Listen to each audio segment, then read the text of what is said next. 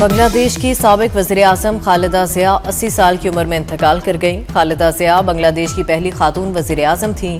وہ 3 بار بنگلہ دیش کی وزیر اعظم رہیں۔ خالدہ ضیاء کا انتقال دارالحکومت ڈھاکہ کے ہسپتال میں ہوا۔ حسینہ واجد کے دور میں خالدہ ضیاء پر کرپشن کے مقدمات بنے۔ 2018 میں 17 سال قید کی سزا سنائی گئی۔ بی این پی کی قیادت اس وقت خالدہ ضیاء کے بیٹے طارق رحمان کے پاس ہے۔ وہ 17 سال کی طویل جلا وطنی کے بعد وطن واپس لوٹے ہیں۔ بی این پی یوم سوگ کا اعلان۔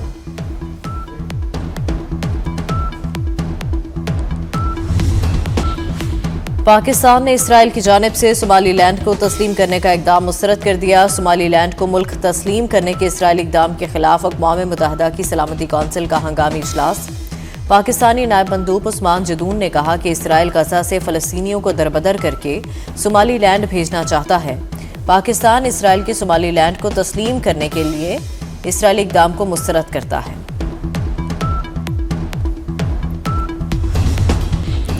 پنجاب اور خیبر پختونخوا کے مختلف علاقوں میں دھند کے ڈیرے، دھند کے باعث موٹر وے مختلف مقامات سے بند۔ M2 بلکسر سے کوٹ مومن تک، M3 فیض پور سے سمندری تک اور لاہور سیالکوٹ موٹر وے M11 دھند کی وجہ سے بند ہے۔ قومی شاہراہوں پر بھی دھند کے باعث حد نگاہ متاثر ہے۔ دھند کی وجہ سے لاہور کے مختلف علاقوں میں ٹریفک کی روانی شدید متاثر۔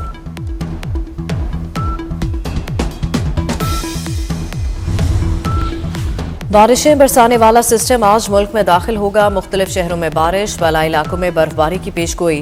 خیبر پختونخوا بلوچستان میں آج سے 1 جنوری تک بارشیں ہوں گی۔ پنجاب کے مختلف شہروں میں آج سے 2 جنوری تک بادل برسیں گے۔ آزاد کشمیر اور گلگت بلتستان میں بھی بارش کی توقع۔ بلوچستان میں شمالی اضلاع کے پہاڑوں پر برف باری کا امکان۔ کراچی میں آج موسم سرما کی پہلی بارش کا امکان۔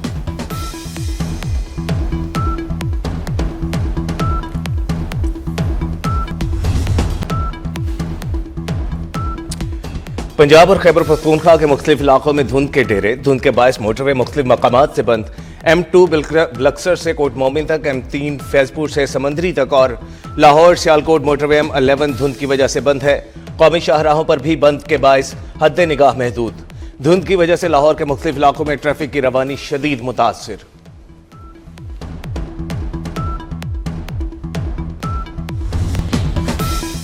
وطن پر جان قربان کرنے والے قوم کے بہادر سپوت میجر عدیل زمان شہید کی نماز جنازہ پشاور گیریزن میں ادا۔ فیلڈ مارشل سید عاصم منیر، وزیر داخلہ محسن نقوی، کور کمانڈر پشاور سمیت سول و عسکری افسران اور عوام کی شرکت۔ فیلڈ مارشل سید عاصم منیر کا میجر عدیل زمان شہید کو عظیم قربانی پر خراج عقیدت۔ کہا پاک فوج کے شہداء قوم کے سر کا تاج ہیں۔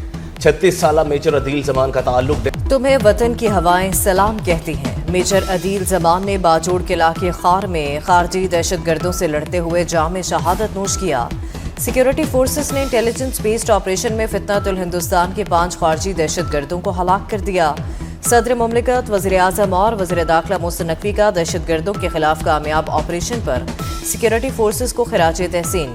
شہید میجر عدیل زمان کو خراج عقیدت پیش۔ وزیر داخلہ محسن نقوی نے کہا میجر عدیل نے جان دے کر بھارتی سپانسرڈ دہشت گردوں کے عزائم کو خاک میں ملایا۔ قوم کو ایسے سپوتوں پر فخر ہے۔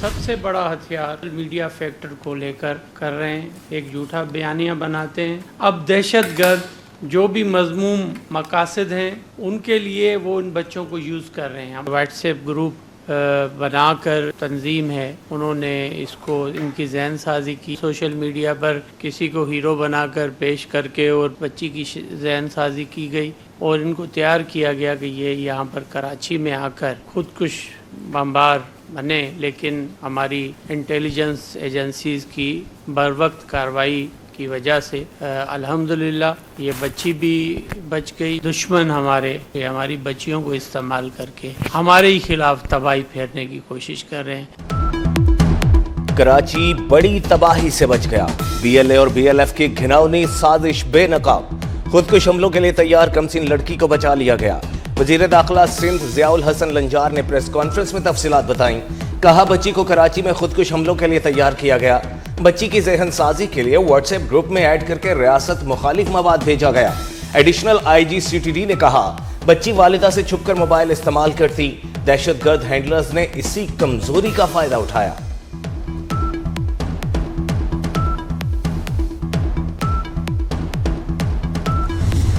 اس نے واٹس ایپ پر ایک گروپ میں ایڈ کر دیا۔ اس واٹس ایپ گروپ میں ایسے ویڈیوز تھے جو BLA کے ناموں کو دکھایا جاتا تھا اور عورتوں کو خودکش حملوں کے لیے ہیرو بنا کر پیش کیا جاتا تھا۔ پولیس چیکنگ کے دوران مجھ سے میرا نام، گھر کا پتہ پوچھا۔ میں گھبرا گئی، میں صحیح جواب نہیں دے سکی، اسی وجہ سے مجھے بس سے اتار لیا گیا اور عورتوں کو بلا کر مجھے پولیس تھانے میں لے کر آئے۔ جو لوگ سوشل میڈیا پر نرم لہجے میں بات کرتے ہیں، ہمدردی دکھاتے ہیں، وہ مددگار نہیں ہوتے، وہ شکاری ہوتے ہیں۔ کالعدم BLA کی گھناؤنی سازش کا شکار بچی کے سنسنی خیز انکشافات، کہا ریاست مخالف مواد بار بار دکھایا جاتا، نفرت انگیز تقاریر بھیجی گئی، رابطہ کار کو معلوم ہوا میرے والد نہیں تو اس نے ہمدردی کے نام پر مجھے مزید اپنی سازش کے جال میں پھنسایا۔ واٹس ایپ گروپ میں دہشت گرد کارروائیوں کو بہادری بنا کر پیش کیا جاتا۔ بچی کی والدہ نے بتایا کہ عوامی مفاد میں ہم نے بیان دینے کا فیصلہ کیا تاکہ کوئی اور بچی اس جال میں نہ پھنس جائے۔ ریاست نے ماں کی طرح میری بچی کی جان بچائی۔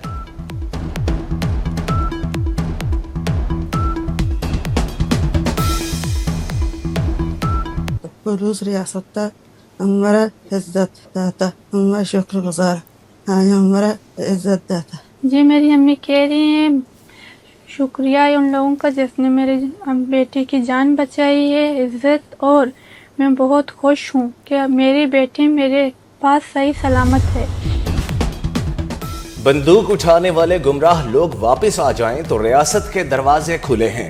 وزیر اعلیٰ بلوچستان سرفراز بگٹی کی ناراض بلوچوں کو ایک بار پھر مذاکرات کی پیشکش۔ ڈیرہ بگٹی میں بگٹی قبائل کے عمائدین سے خطاب کرتے ہوئے کہا بندوق کے زور پر آپ اپنا نظریہ مسلط نہیں کر سکتے، ریاست کو اپنی رٹ بحال کرنا آتی ہے، ہمارا جینا مرنا پاکستان کے ساتھ ہے اور ہمیشہ رہے گا۔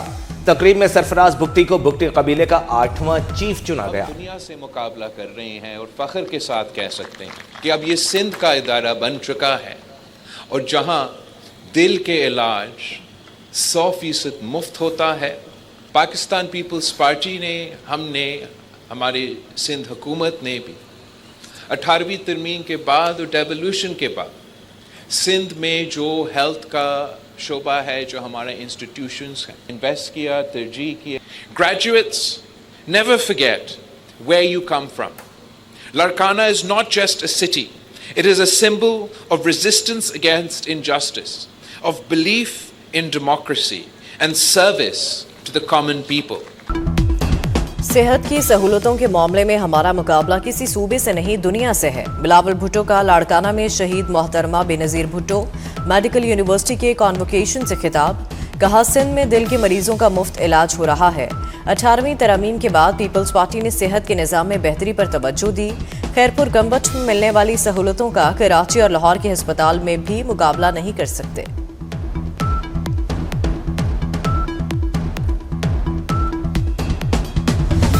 اسمبلی میں آنے کے لیے آپ کو ایک اجازت نامے کی ضرورت ہوتی ہے، اور اس کے لیے لازمی طور پہ اگر کوئی اور تفصیل نہ ہو تو کم از کم ایک شناختی کارڈ نمبر ضرور ریکوائرڈ ہے، ID کارڈ نمبر۔ پہلا بریچ تو ان کا اسمبلی گیٹس پہ تھا۔ اب وہاں پر یہ کچھ ایسے افراد کو ساتھ لے کر آئے جن کی ہمارے پاس فہرست نہیں تھی اور جن کے پاس ID کارڈز بھی نہیں تھے۔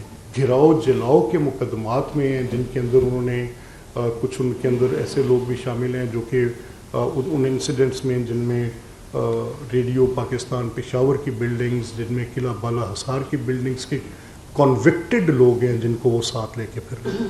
اگر یہاں پر وہ محترمہ وزیر اعلیٰ پنجاب مریم نواز صاحبہ کے بارے میں ایک انتہائی بیہودہ زبان استعمال کرتے ہوئے اس طرح کی غلیظ اور اپنی ذہنی پستی کا اظہار کر سکتے ہیں جس طرح کہ انہوں نے یہاں پر کیا۔ وزیر اعلیٰ خیبر پختونخوا کے ساتھ سزا یافتہ لوگ آئے۔ اسپیکر پنجاب اسمبلی ملک احمد خان کی پریس کانفرنس، کہا پنجاب اسمبلی ماسی کا ویڑا نہیں کہ جس کا دل کیا منہ اٹھا کر چلا آئے۔ گاڑیوں کو نظر آتش اور انسانوں پر حملہ کرنے والوں کو چھوڑا نہیں جا سکتا۔ اسمبلی آنے کے لیے اجازت نامہ کی ضرورت ہوتی ہے، شناختی کارڈ ناگزیر ہے۔ وزیر اعلیٰ پنجاب مریم نواز کے خلاف نازیبا زبان استعمال کی گئی۔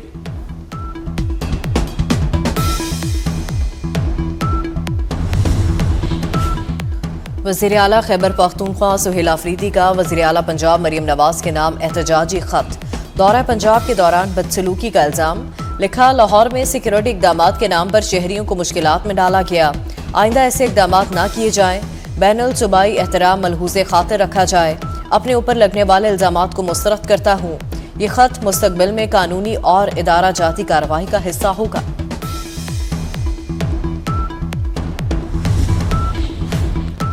سہیل آفریدی صاحب، آپ کی قیادت میں اسلام آباد پر حملے ہوتے ہیں، بار بار ہوتے ہیں۔ وزیر دفاع خواجہ آصف کا وزیر اعلیٰ خیبر پختونخوا کے خط پر رد عمل۔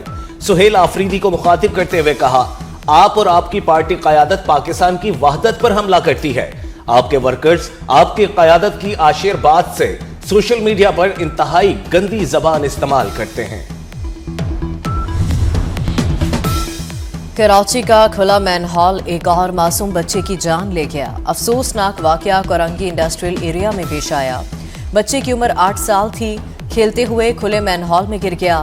اطلاع ملتے ہی پولیس اور دیگر ادارے موقع پر پہنچ گئے۔ بچے کی لاش کو نکال لیا گیا۔ دلبر خان والدین کی اکلوتی اولاد تھا۔ ڈپٹی میئر سلمان عبداللہ مراد کی بچے کے گھر آمد، والدین سے تعزیت، کہا لاشوں پر سیاست نہیں کریں گے، ذمہ داروں کو سزا دیں گے۔ بچے کی نماز جنازہ ادا، بڑی تعداد میں شہریوں کی شرکت۔ شہر اقتدار کو شہر بے مثال بنانے کا عزم۔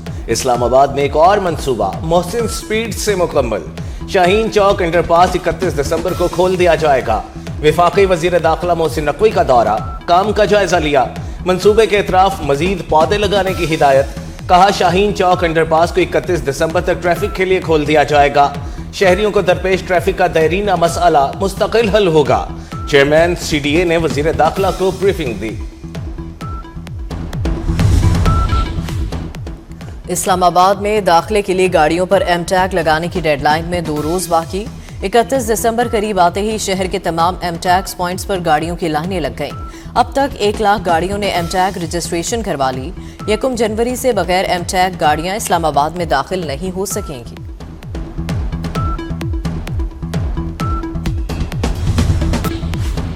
پاکستان کا بھارت میں اقلیتوں پر ہونے والے مظالم پر اظہار تشویش۔ ترجمان دفتر خارجہ کا کہنا ہے بھارت میں کرسمس کے دوران عبادت گاہوں کو توڑ پھوڑ اور مسلمانوں کے خلاف تشدد قابل مذمت ہے۔ بھارت میں مسلمانوں کے گھروں کی مسماری اور تشدد کے واقعات بڑھتے جا رہے ہیں۔ محمد اخلاق کے قتل سمیت متعدد واقعات میں مجرموں کو بھارتی ریاستی سرپرستی حاصل رہی۔ بھارت کے مسلمان خوف اور عدم تحفظ کا شکار ہیں۔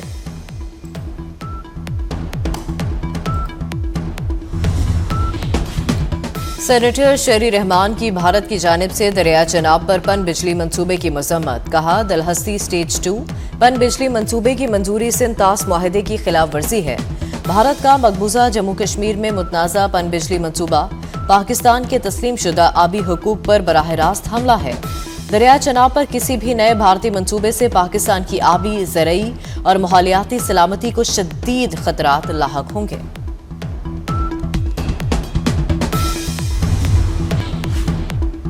اسلام آباد ہائی کورٹ کے جج جسٹس محمد آصف کے خلاف سپریم جوڈیشل کونسل میں شکایت دائر۔ درخواست گزار نے موقف اختیار کیا۔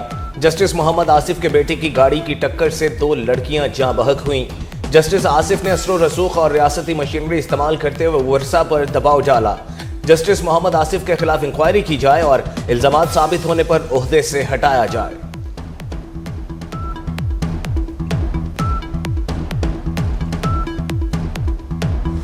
پاکستان اسٹاک ایکسچینج میں زبردست تیزی، نیا ریکارڈ بن گیا۔ تاریخ میں پہلی بار کاروبار کے دوران انڈیکس 1,74,000 کی سطح عبور کر گیا۔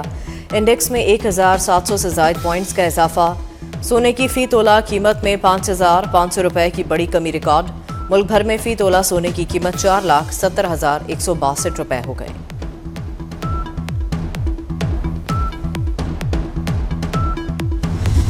لاہور میں 6, 7 اور 8 فروری کو بسنت منائی جائے گی۔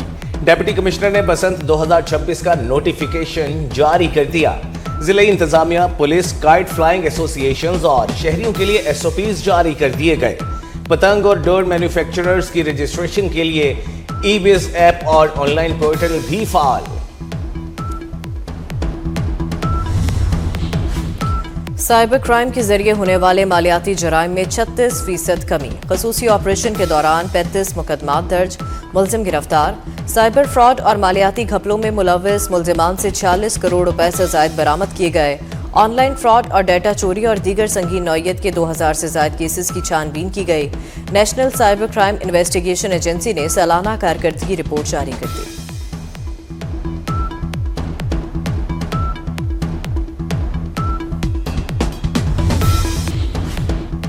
سندھ کے علاقے شکارپور میں پولیس کا کچے کے ڈاکوؤں کے خلاف آپریشن جاری۔ آپریشن میں ہلاک ڈاکوؤں کی تعداد 4 ہو گئی۔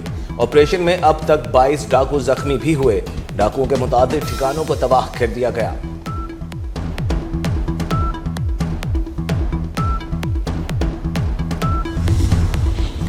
اسرائیلی وزیر اعظم نتن یاہو کی امریکی صدر ٹرمپ سے فلوریڈا میں ملاقات۔ غزہ جنگ بندی معاہدے کے دوسرے مرحلے کو آگے بڑھانے سے متعلق تبادلہ خیال۔ رواں سال نتن یاہو کا امریکہ کا 5واں دورہ ہے۔